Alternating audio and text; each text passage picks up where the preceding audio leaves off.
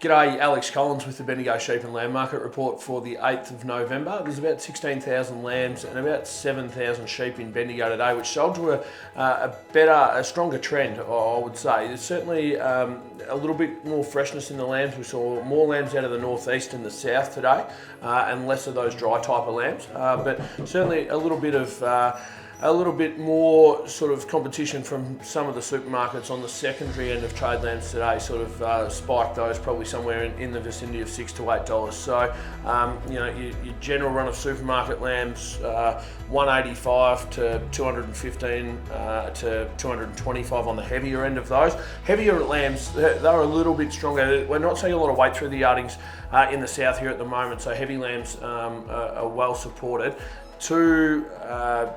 25 through to 260 there.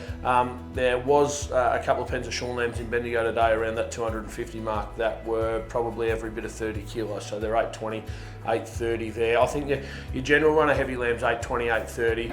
Your trades 830 to 850. If there's any real neat freshies that are smicko, they could be making 860 or 70 or 80. Not too many of those to quote on. Store lambs, yeah, just selling sort of similar to what they have been over the course of the last couple of weeks. Feeders back to the paddock at sort of 184 or 5, and a lot of the stores making 150 to 170. Sheep, a little bit stronger there on sheep as well. I would say you're probably anywhere from 3 or 4 to 6 to 8 deer across the board on sheep.